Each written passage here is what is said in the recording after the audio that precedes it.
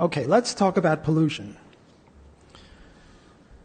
Now, this is an example that mainstream economists love to use as a case of market failure, and they have a supply and demand curve, and they show that the real cost curve of producing a podium like this is not just the wood or the plastic or the lumber or the insurance that went into it, but also the fact that when you make it, what you do is you hoist pollutants onto the property of other people, and they call that an externality or a negative externality or an external diseconomy.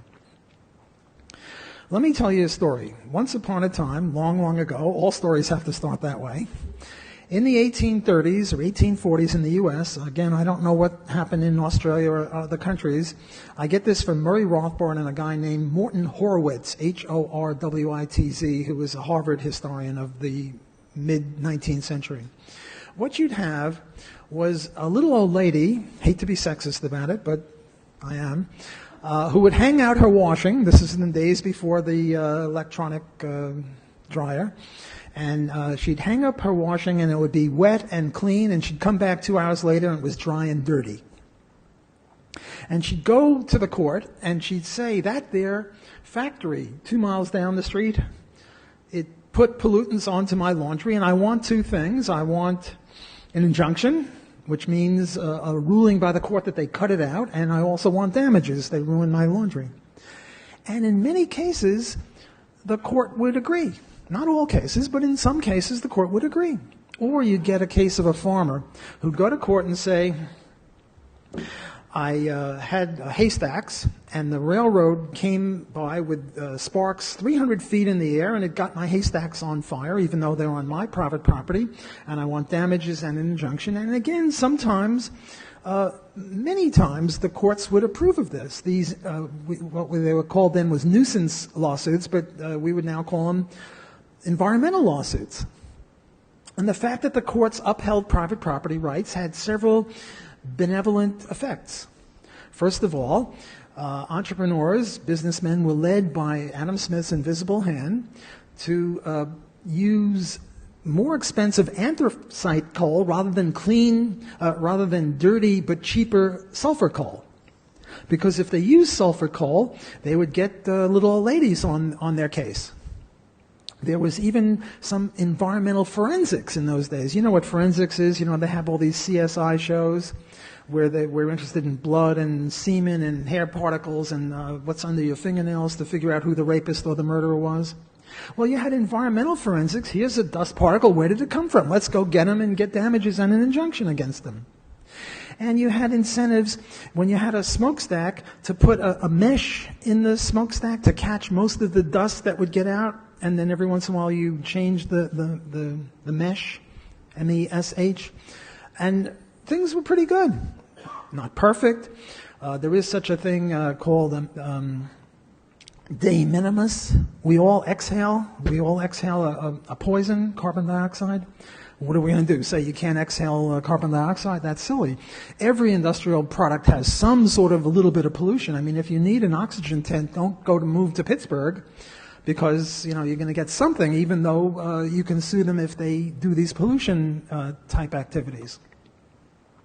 Well, then came the progressive period in the 1870s through about 1910. And during the progressive period, a new philosophy overcame the courts in the U.S., and the philosophy was, we got to be number one. Who was number one then? Great Britain. How do you become number one? You get battleships, cruisers, tanks, guns, things like that. So the next time this little old lady or this farmer came into court in the 1890s, the court said, yeah, they're violating your private property rights. Your stinking, lousy, selfish private property rights. There's something more important than private property rights, and that's the public good. And what does the public good consist of? The public good consists of letting manufacturers trespass their dust particles onto your property.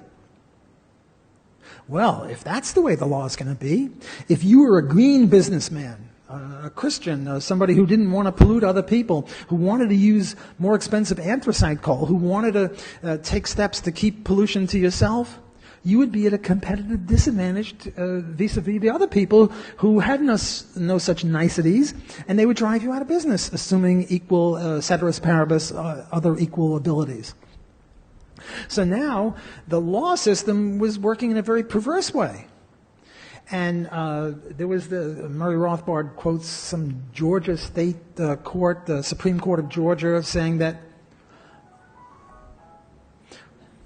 did I say something wrong? Okay. The Georgia Supreme Court said something to the effect that pollution is legitimate.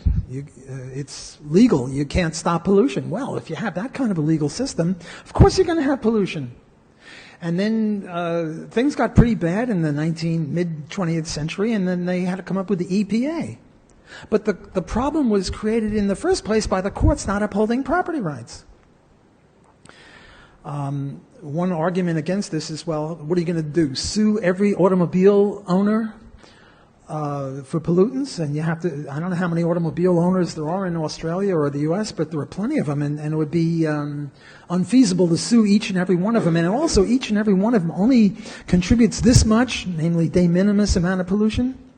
So it wouldn't work. And Murray Rothbard's answer to that was, well, if we had private highways, a point that I'll get to in my lecture tomorrow, then you wouldn't have to sue each automobile owner. What you would do is sue the highway, the private highway, for running a bawdy house of pollution or something like that. And then the owner of the road would turn around to his customers and say, look, you can ride without a catalytic converter. You can pollute a lot, but we're going to charge you 10 times as much. So the market would then work toward reducing pollution.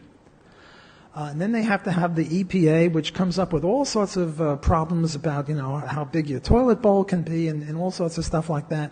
But the cause of pollution is not the free enterprise private property rights system. The cause of it is the very abnegation of this.